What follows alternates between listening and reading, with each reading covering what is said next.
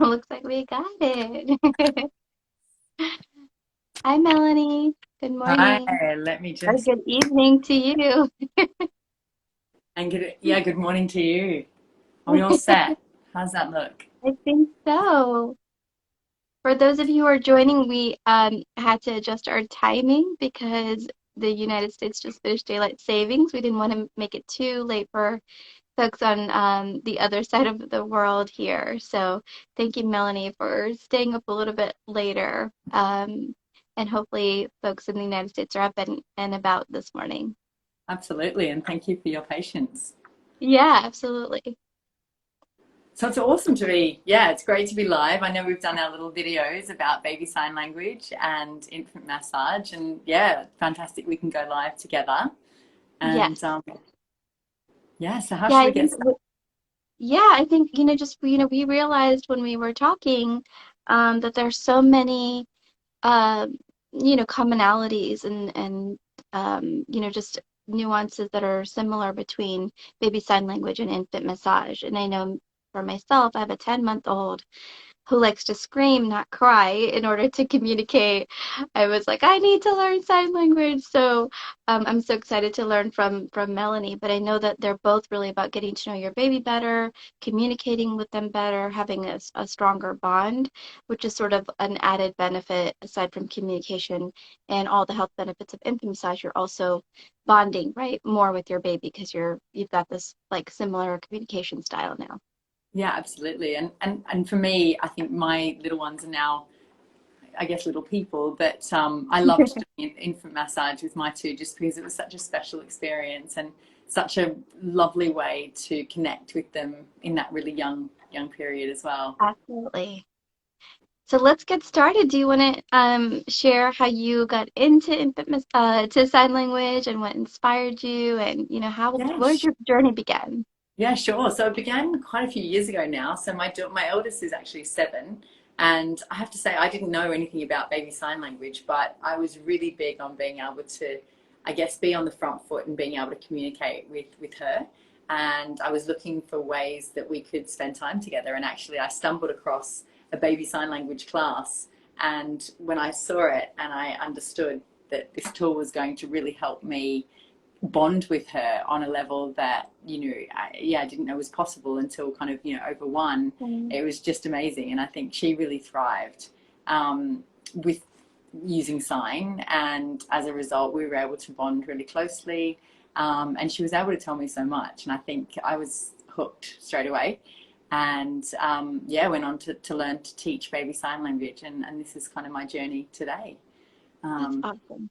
yeah, How what long about did it you? take you? You For me, so infant massage is part of my culture. I'm from India originally, and it was, done in my family and for many generations in our country. In fact, in India, a midwife comes to the house, massages and bathes mom and baby for 3 months because they really see that they've been through this journey that's physical but could have been traumatic. It was, emotionally, mentally, physiologically, psychologically, all these ways. It was a journey for both of them and that they need to sort of recover in all those ways. And so my daughter was 2 when I sort of left my career in affordable housing and I didn't know what was next. I read an article in an Indian magazine and I wondered if mamas in America knew about it. And sure enough, there was a training coming up um, and I just became hooked because they shared even more about the science behind it.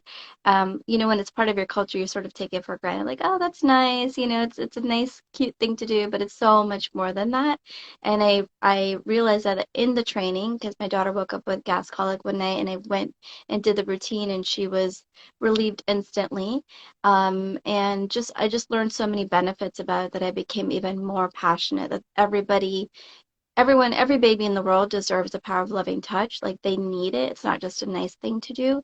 And Mm, it's, so I have this sort of dual mission. One is to educate because in America, we don't often put a lot of emphasis on holistic and preventive care. Unfortunately, we will spend a absolutely. lot of money after we're sick, but we don't really have a lifestyle, a community, a society where preventative health is accepted and nurtured and celebrated. It's more like a luxury.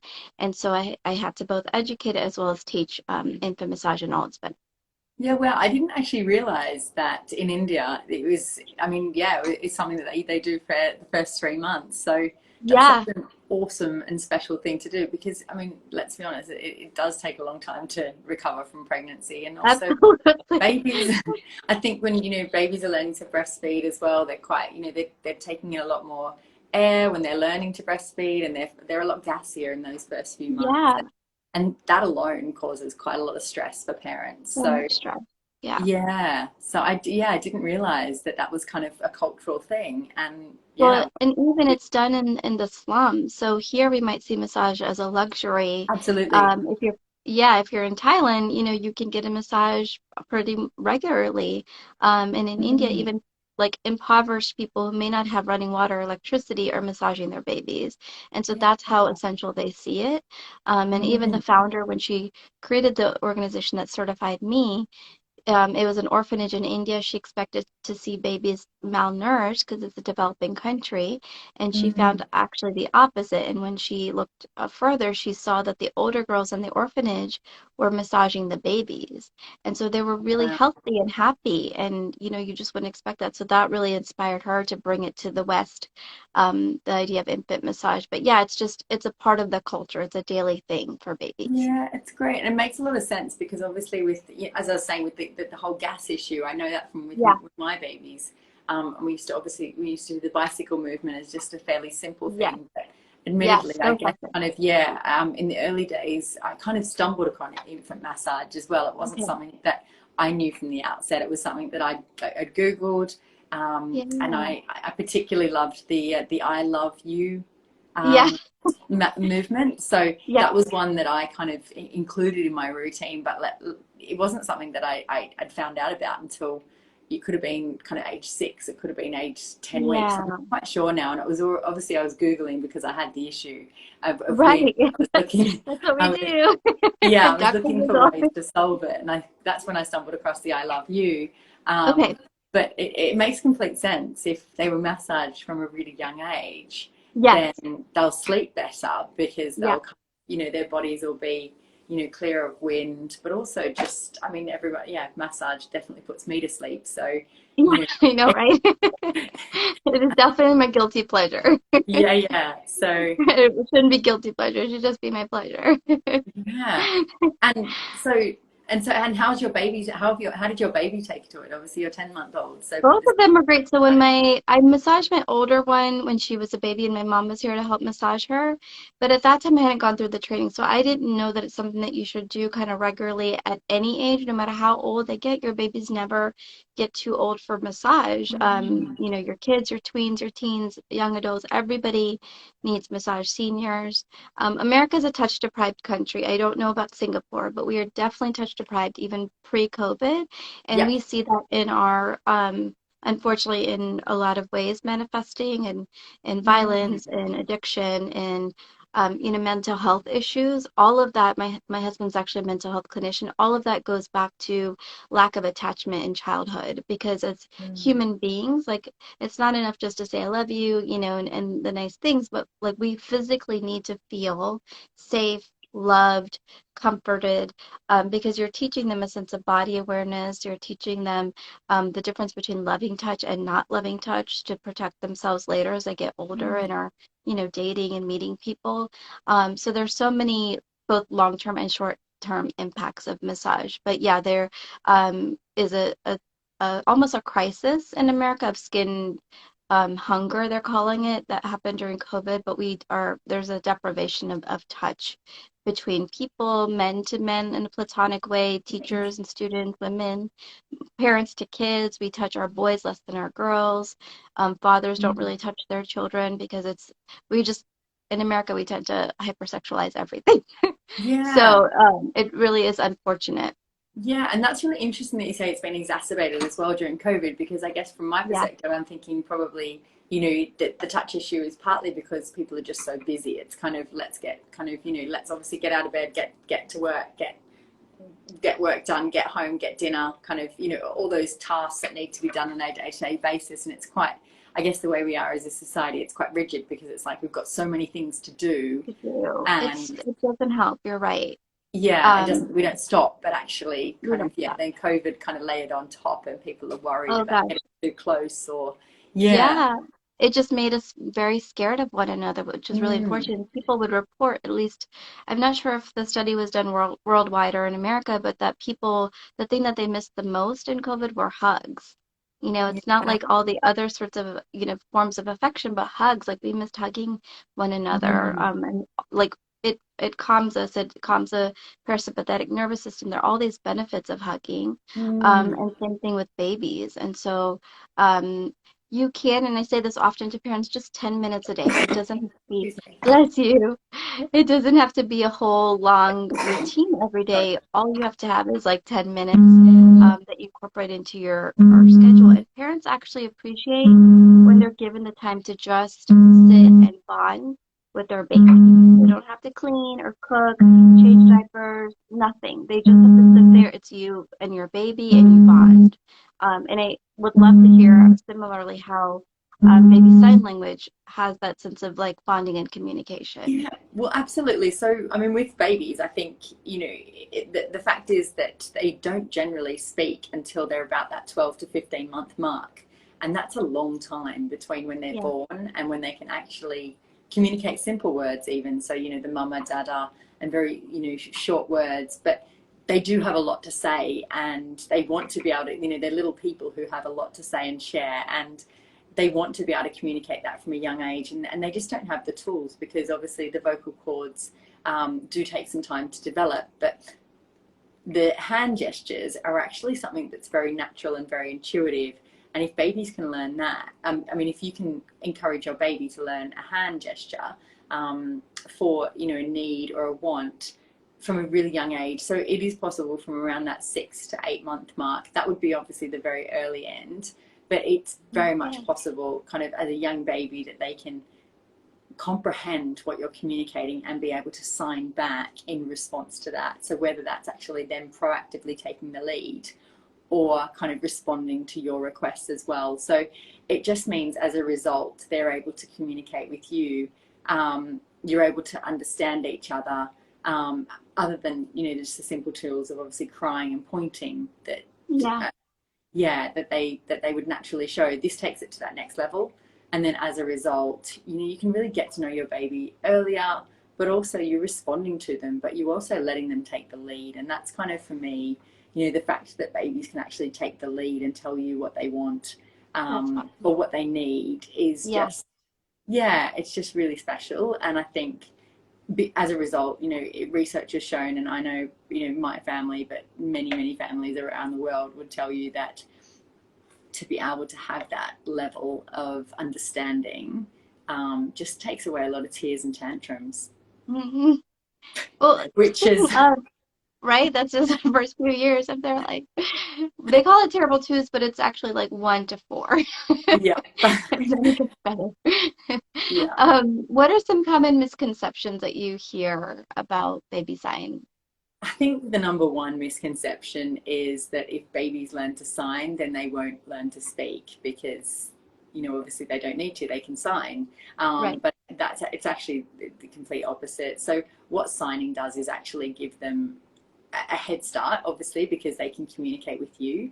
But actually, the way that we sign is that you say the word and you do the sign at the same time. So you're exposing them to the word repeatedly, but also in the context of what you're communicating. So you're giving them a lot of rich language about a particular thing or object or kind of a need.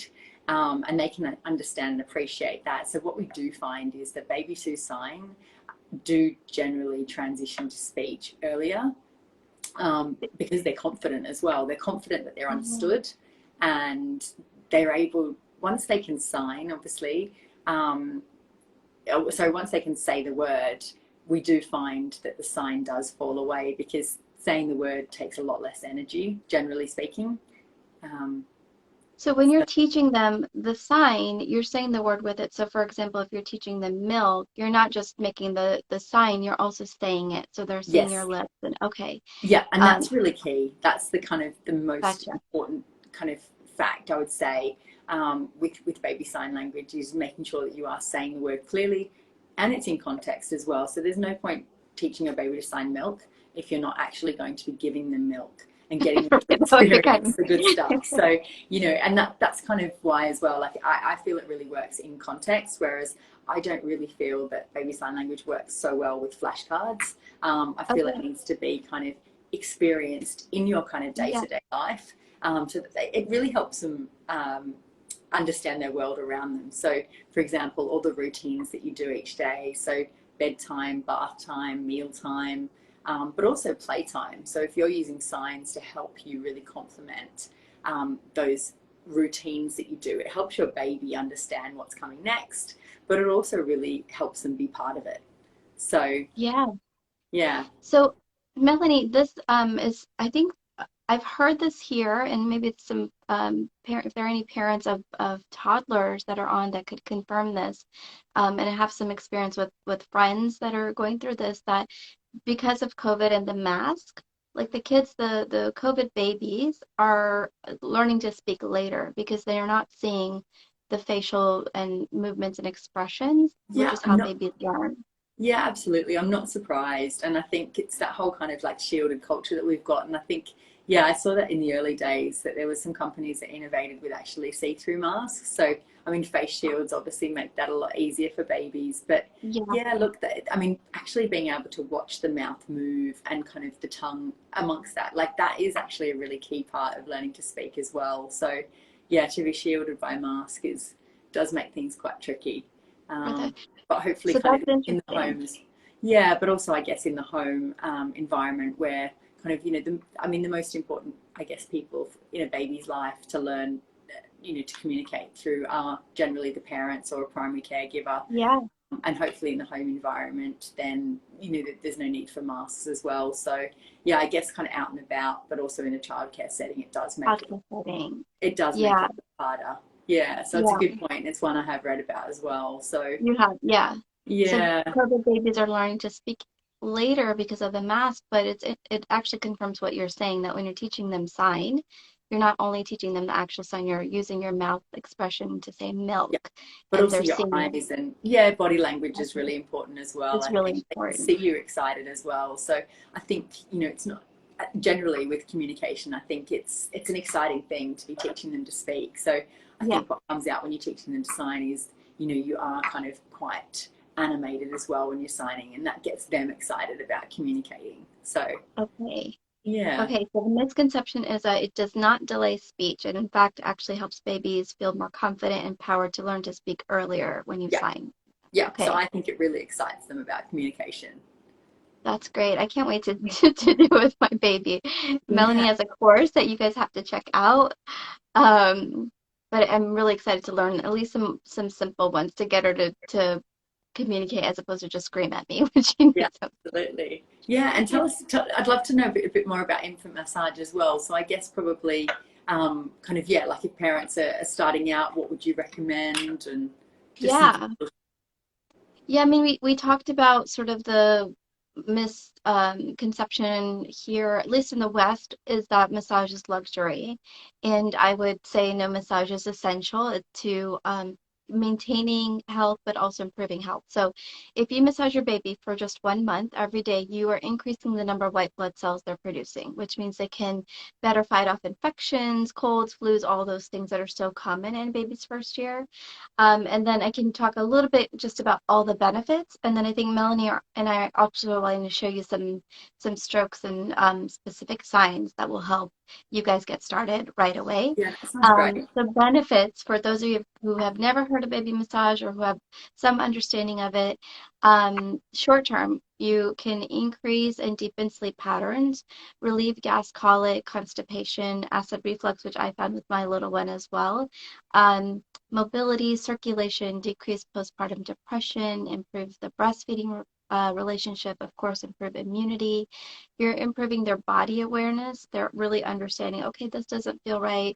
I don't feel good. And they know, like, hey, I can do something about it as opposed to just reaching for, a bottle of pills. So you're really creating a sense of a foundation of health for them at a young age. You're also helping them understand the difference between loving touch and not loving touch. Before we massage babies, we always ask their permission. Can mama give you a massage today?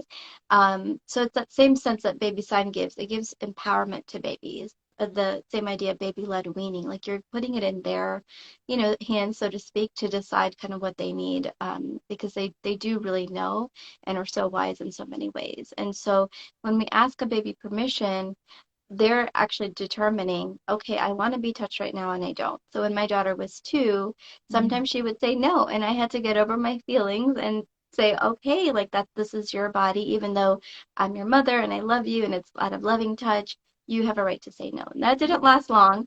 Now she asks for a massage every night, so I've definitely created my own problem.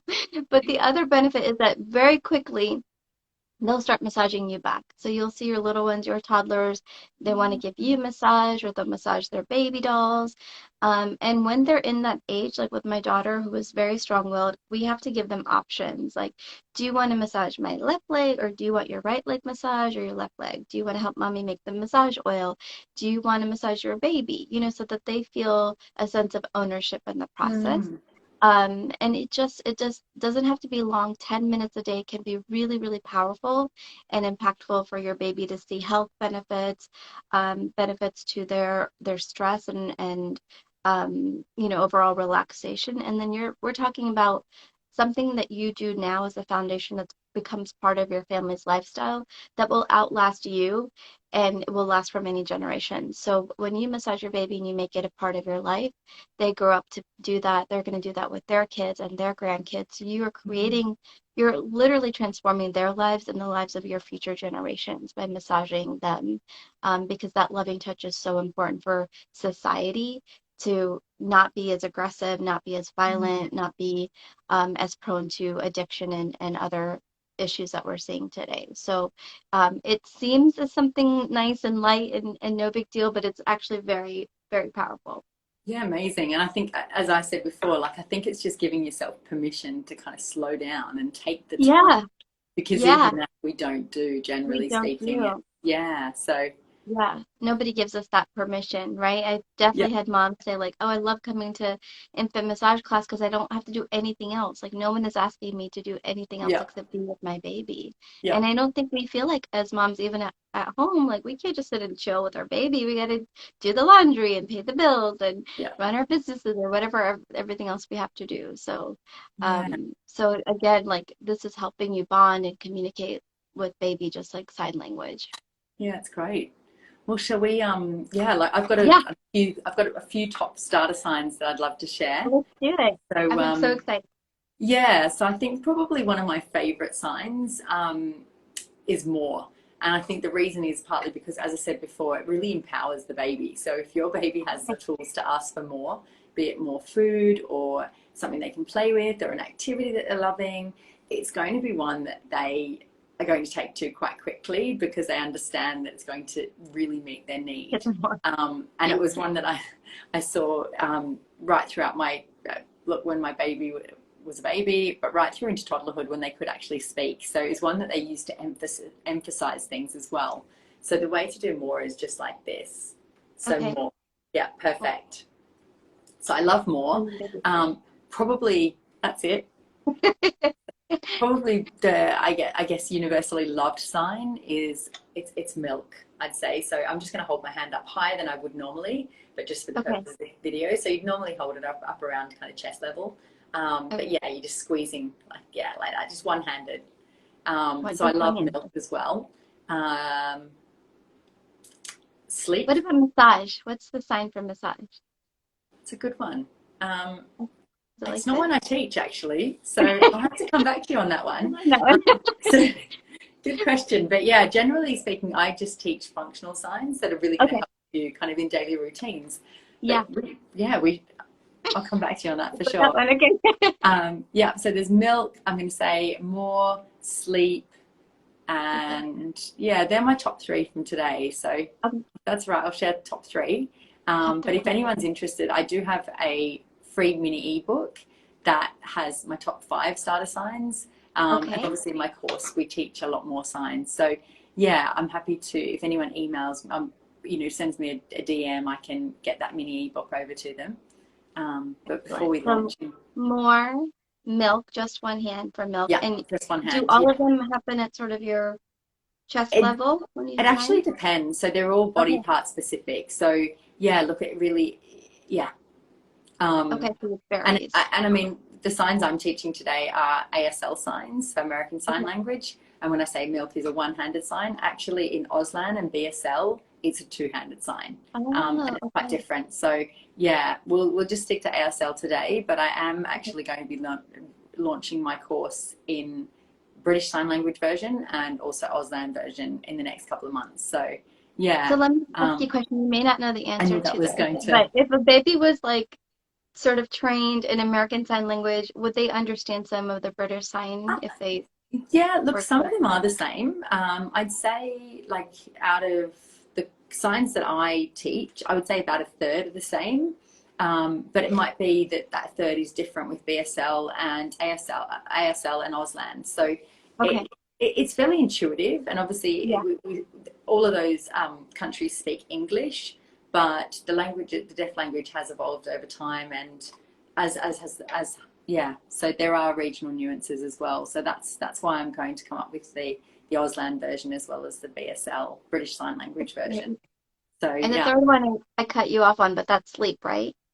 yeah, sleep, Okay. yeah, yeah, Those or are bed easy. sleep. They're So intuitive, like you yeah, said. yeah. So there's three easy ones that I think can be used within the daily routines. Yeah. Okay. And how, like, if you're starting off signing with your baby, how would you recommend going about doing it? Do you just kind of show them like a couple of signs each day at every opportunity? Yeah, I'd probably say start with three. So Okay. learn kind of, I mean, you as the parent or caregiver can learn kind of a good handful. You might learn kind of 10 to 15 signs, but then choose about 2 to 3 signs to use, Okay.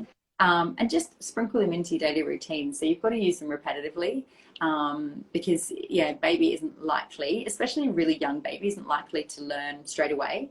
It Okay. will take some time just to familiarize themselves with the concept that you're using your hands to communicate, and they've got to make all those connections. But if you are starting later, so if it's you're learning some sign and you want to introduce it for your toddler, so you'll find that actually they could be pretty quick to pick it up. So Okay.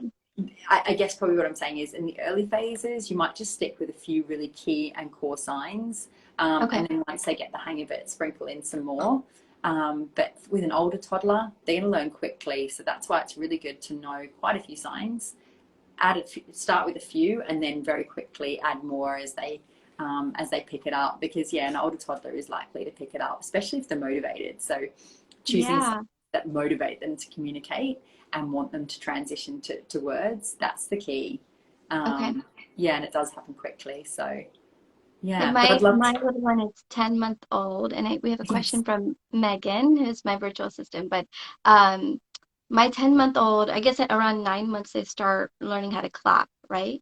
Yep. And so she's in that state. And it's like, I'll start saying the word. It's in Gujarati or Hindi in my language, and she'll just like, oh, like no matter what she's doing, she'll just start like clapping. Oh, But that seems like great. a good time that she could learn sign, right? Because she's already Yeah, learning like how to absolutely. So I communicate. think, yeah, at that age, if she, at 9 months, they're kind of really excited to communicate. So, their hair, they're attuned to sound. They know your voice very well. So if you change your voice and really capture their attention, then they will look. Um, Okay. so that's kind of quite key. If you get down on their level, so that you can be kind of getting eye contact, but doing it at a time when they're, I guess, generally relaxed, Okay. is a great time. So I think probably that pre-meal time is going to be a bit tricky because they're hungry. Email. But once they're Mm, actually sitting in the high chair, it's a great yeah. time. Because once Okay. you've given them a bit of food and you've relaxed them, and they're not starving hungry anymore, then you've got a captive audience. So I think That that's is just the perfect great. time, yeah, to Yeah. start. But also if you're doing fun activities with them, so whether it's kind of playing ball or any sensory activities or bubbles or that type of thing, it can teaching them sign can just really make that experience a lot more fun. Okay. And I find as well the same with book reading. So Yes. Okay. And Melanie, Megan has a question. She said, "How young can you start introducing sign language?" Good question. That's one of the most popular questions we get, and the answer is it's a really personal answer. Really, you can start pre-birth, you can start when the babies are born, but what it does mean if Wow. you do start early, then you've got to keep it up without maybe any feedback. So, I think it's great to be able to start, from a really young age. But what you will find is, it's likely that they won't respond until around that 6 to 9 month mark. And I give that really Okay. good gap, because 6 months would be a really, really early response, I think. But between that 6 and 9 months, there's such a huge development gap, development leap, I should say. Um, Yeah. and yeah, my baby learnt to sign light. Both of my babies signed light as their first sign, and that was around that 7, 8 month mark. Okay. And it was in context. It was something that we did every day. We signed light before we were turning off the bedroom light, just before bed. And lights Okay. are really, like, it's something that's obviously, it's got that cause and effect. They Yeah. can actually turn the light switch off themselves, or you can help them turn off the light switch so that they can see. And it's exciting. Looking at a bright light is something that babies, they love. If you take a Yeah. baby anywhere, they're just captivated by a light. But if it You're flicks on like, and off, um, okay. again, that can really motivate them. So yeah. You know, it also reminds me of, if any of those folks who are listening, of elimination communication is what they call here, but it's Yes. a very, right, like old concept. Like you can um, potty train babies as Yes. little as, infants. It's actually diapers that delayed it, but just Yeah. inherently, intuitively, we know how to do those things. And so in elimination communication, that signing and that communication is very important so that you can sign like, do you need to go potty, and your baby can respond. So Yeah, that's absolutely. great how all of these sort of merge together. I know, and yeah, no, definitely, and yeah, I'd love to hear a bit more about baby massage as well, and get some insight Yeah, from you. yeah. We can definitely, I can show you all a couple of strokes. So the three issues that I found most parents deal with in the first year are digestive related issues. So it could be gas, colic, constipation, or reflux. The second is sleep, obviously the holy grail for all of us. And then the third is congestion. And so I'll start with congestion, especially this time of year here in the States, and at least the East Coast. It's cold and the season is changing. A lot of people are struggling with allergies. With our little one, so this is baby Usme here. She's supposed to mimic a 3-month-old. So I'll model on her, but there's not much we can do with our babies. We can't give them a lot to help with their congestion. We just want to make them as comfortable as possible. Mm, So I also talk about oils and things like that. But yeah. for the sake of this conversation and time, I'm just going to show a quick stroke. So for congestion, and you can do this at any age, you want to start at the sort of the bridge of the nose and move along the side towards the widest part of the nose. So you're going to always want to move downwards, and this can help relieve any sort of sinus congestion or, discomfort that they're feeling. Mm, There's also, for those of you who do acupuncture, I also highly recommend that. There is a pressure point at the widest part of our nose that when my acupuncturist, if I'm congested, puts in the needles, it opens up right away. And so you can actually massage that point, the widest part of our nose, to help open up those airways. So the stroke is going downwards from the bridge along the side of the nose, and then the pressure point is applying pressure in a circular motion on the widest part of the nose. So those two things can help with congestion. There are also other things on our feet that I talk about. There are 72,000 nerve endings on the bottom of our feet. So what we do here impacts our entire body. So we can actually relieve congestion by massaging the feet as well.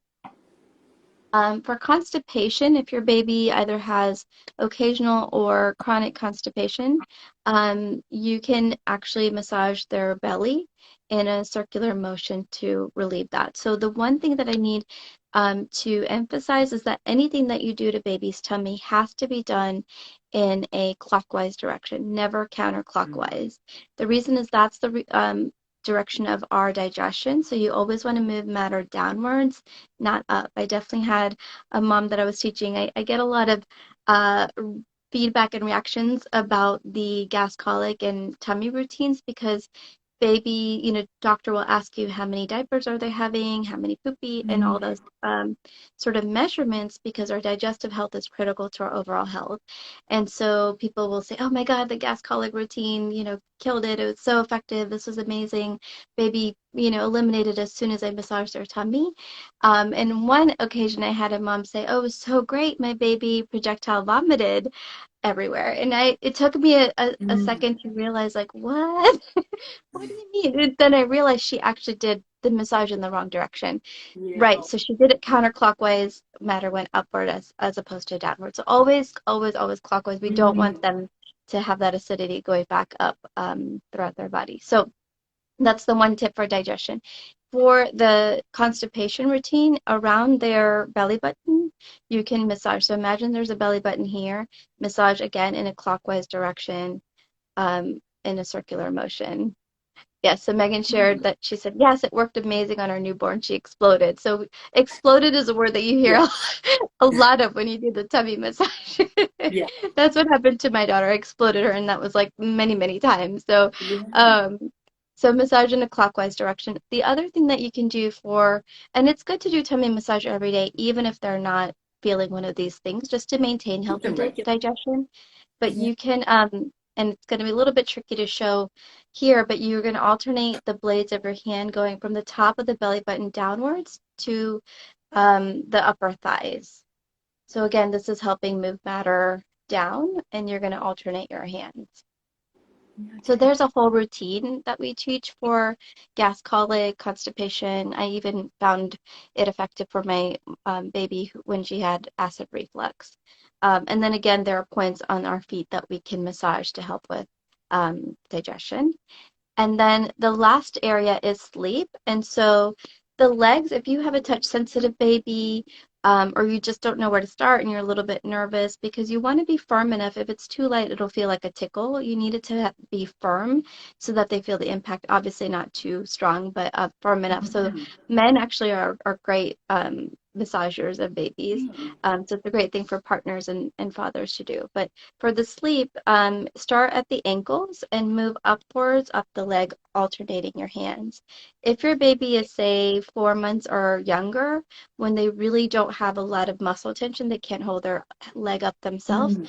support that leg with one of your hands, and then you can massage the leg with your alternate hand. And make sure that your pace is matched with your breath. So you don't want to go too fast so that they feel hurried. You don't want to go too slow so they get bored. I mean, for less than 6 month old, you've got like 5 minutes. So you want to Yes. be moving quickly. And now with my 10-month-old, I can get about 10 minutes of massage Yeah. in before she's ready to do something else. So that's a really quick rundown, but there are Yeah. over 30 strokes, like similar to sign. There's so many things that you can learn to help with Yeah. baby's That's health. fascinating. And I guess probably I wasn't aware of the sinus one. That's a real gem, Yeah, you actually. can do that to yourself too if you're ever feeling Yeah. some pain and congestion.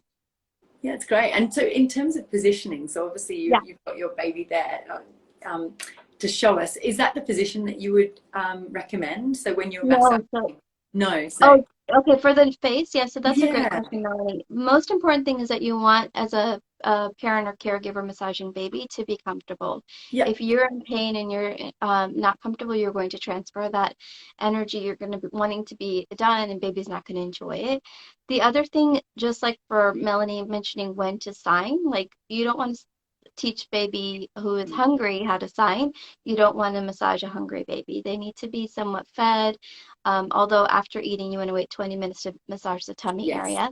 And you don't want them to be sleepy or cranky, right? Because they're not going to enjoy it. You're not going to enjoy it. no, And so so you want to, it's called active alert. That's where they're looking around and they're curious mm, and they're in a state of observing the world. That's when you want to massage them.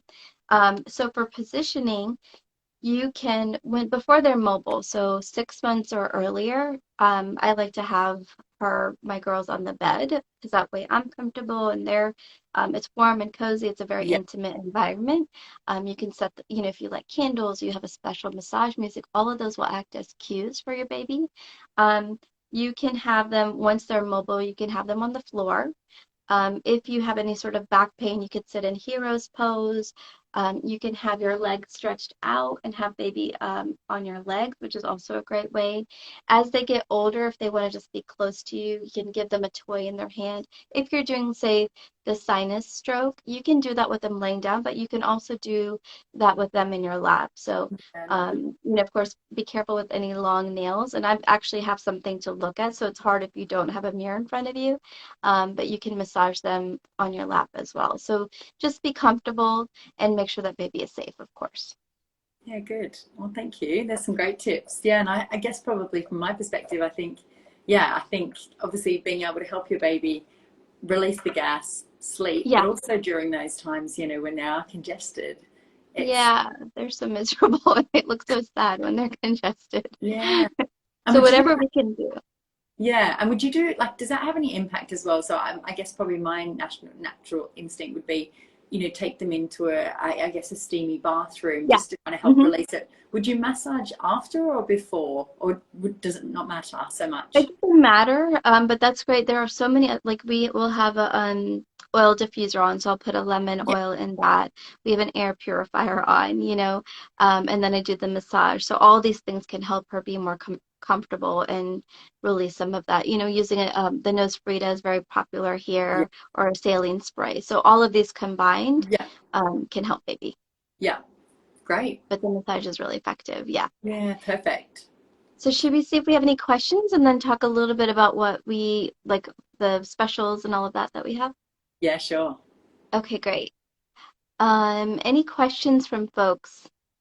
I'm not sure if you recognize some of these participants, Melanie. Yeah, I can't see if there's any questions popping up on mine just now, but can you see any? I no, I saw Megan's. Oops. I can Okay, see a yeah, I few. don't see any new questions, but if anyone does have a question, please feel free to type it in, or you can reach out to Melanie or myself at any point, Instagram, email, usually, right? And Melanie's on in Singapore, Yeah, up late indeed. So tonight with us. yeah, so if anyone has any questions, they can just pop them in. I'll probably answer them in the morning if I'm honest. But yeah. Well, Okay, I'd love great. to And hear. I'd love to hear about your. Yeah, do you want to share about your online course then as well? yeah, Follow. so so when I started 3 years ago, it was all in person in the DC area. And then for those of you who are living in the city life or very busy, which I'm sure is all of you, it became increasingly hard to have all the sessions without makeups and rescheduling and all that. So Mm, as I got requests from other parts of the country, it was like, okay, I think it's time to offer a virtual option. And this was actually before COVID. So that's when I launched. There's a mini course on just gas colic for those of you who are like, I want to get straight to it. My baby is struggling. mm, I need them to get better yesterday. There's that course. And then there's the full course to help with all the benefits I mentioned, the full baby massage course. So it's very easy. It's, lifetime access. You can jump around if you want. Each module is less than 10 minutes. Don't feel overwhelmed. Like, we want to give you as much content, but if you're like, I want this to be part of my family's lifestyle, everything that you need is there. I also talk about oils to use and other modalities. And great. then we are, for all you Chatterbub families, offering a discount of 25% off those courses, which we're so excited to do. And I think we're going to continue working together because there is so much synergy Yeah, between absolutely. spine and baby massage. Yeah, so for any of my followers that want to jump on and grab that discount you just mentioned, is there a code that they can use or Yes, it's Chatterbub 25.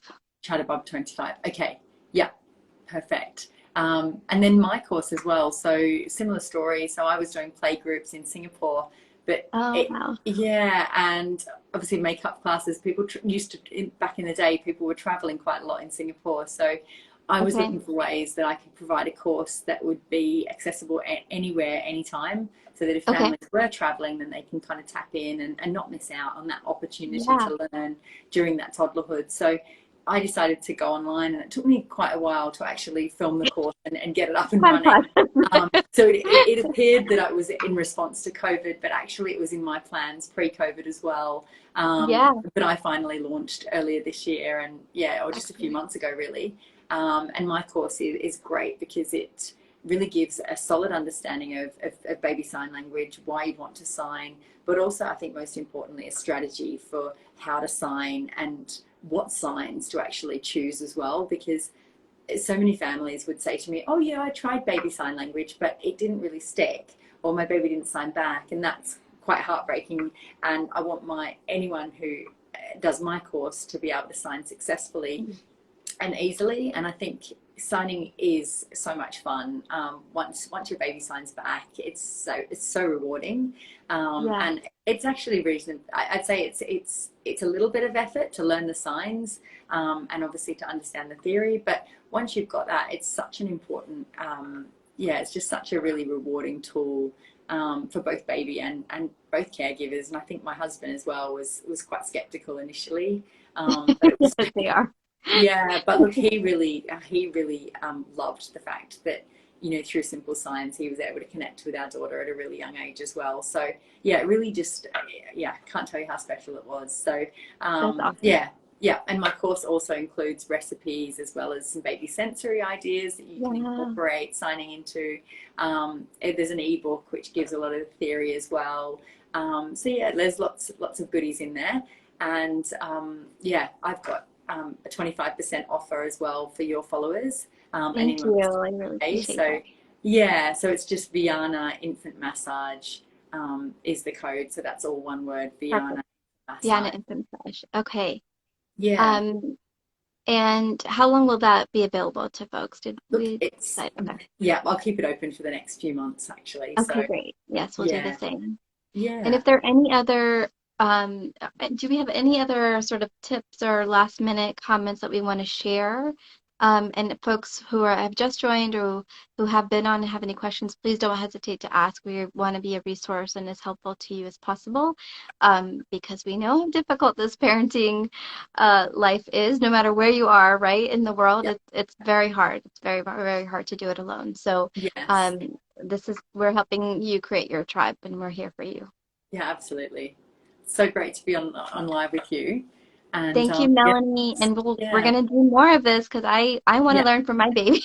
indeed. Me too. And Love I to, can't yeah, wait and to share I with really you. want to help kind of spread infant massage as well into Singapore. And yeah, I think the way that your course is, it's just making it so easy for families to learn quickly. And I think the mini colic course as well, I think Yeah, is going to I do think really we well. both know as moms, like keep it easy, keep it Yeah, simple. keep it simple. We don't want anyone overwhelmed. We want them to get the benefit out of learning sign and infant massage because it will transform your life, Yeah, for sure. So thank you, and thank you everyone for joining. It was such a pleasure to have this opportunity.